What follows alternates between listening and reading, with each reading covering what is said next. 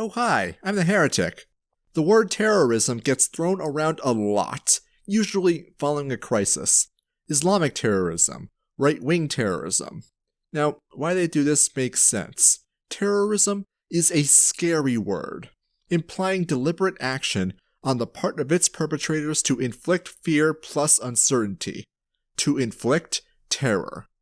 Usually through mass murder, wanton destruction of property, or other acts of violent aggression. But provoking emotions isn't an end unto itself. The terrorist wants the terrorized to react, to alleviate their anxiety. The simplest way to do that? Well, terrorists usually have demands, or justifications for their actions.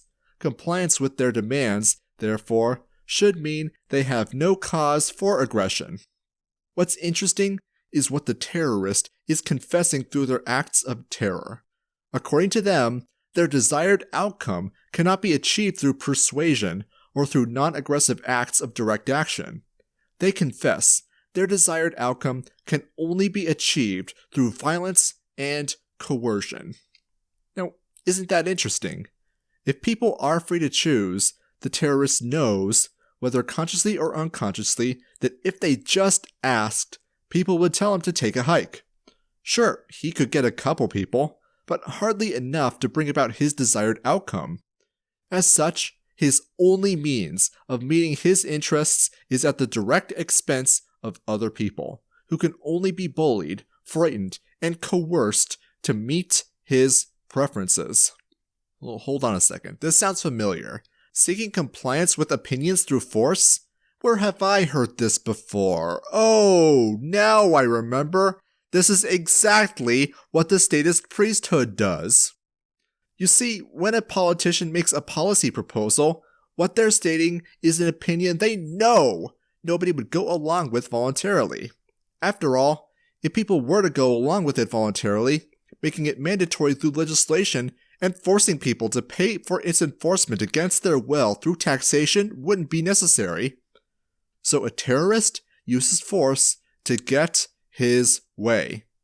And a politician uses force to get their way.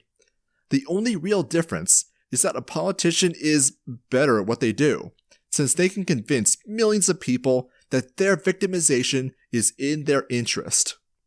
As the terrorist has conflicting vision for a coerced society than that of the states, its politicians and media pundits can propagandize to people how the terrorist seeks to do them harm without any introspection whatsoever into how politicians do the exact same thing. Just that they're more subtle about it. Of course, what I'm describing is how people act. Well, let's make it simple. What is terrorism? Political violence. More specifically, the use of the initiation of force in order to achieve political objectives. Now, what is politics? This definition's more ambiguous, as philosophers have tried to answer it for centuries. But by observing the actions of people participating in politics, we can get an answer. Hence, why talking about the people was important earlier.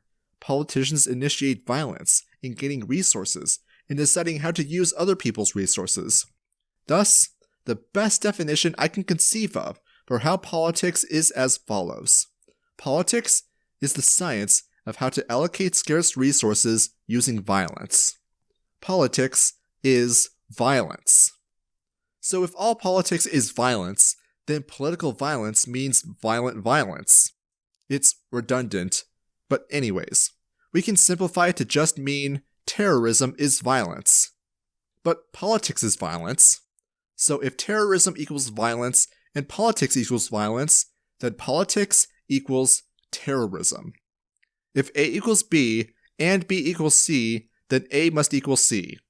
In math, this is called the transitive property of equality, but in the context of our discussion, it means there is no logical difference between acting politically and acting terroristically, assuming that's even a word.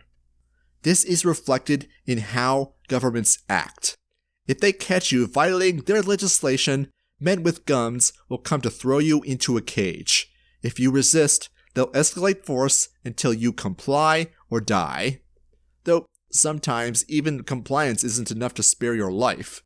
Terror is the fear of arbitrary consequence, and what is more arbitrary than holy government edict? The state doesn't try to persuade you or make compliance in your interest. They scare you into obedience, indoctrinate you into associating feelings of loneliness and anxiety with disobeying the state. Most of us who went to government school, who's ever gotten in trouble with teachers or administration, knows the feeling. So much so that when we see others disobey, we experience that anxiety and are compelled to come to the state's defense. This is terrorism, with the added bonus of indoctrinating people into becoming terrorists themselves. It'd be hilarious if it wasn't so tragic. Politicians and their media hand puppets decry terrorism, tell us to be worried about people being radicalized into domestic terrorists, foreign terrorists who kill in the name of their evil death cult or political cause. It goes without saying, of course, that terrorism is always wrong, as it initiates force. But if that's true, then the same is true for politics. Now, not all violence is terrorism, obviously. Self-defense is perfectly legitimate. But the reason the state decries terrorism is because the state doesn't want competition. Questions, comments, critique? What do you think about this quickie video format? What are your thoughts about... Wait a minute, hold on a second. Politics equals violence. Terrorism equals political violence. Terrorism equals violent violence. So terrorism equals violence squared. The square root of terrorism is politics. Therefore, politics is the root of terrorism. Dear God.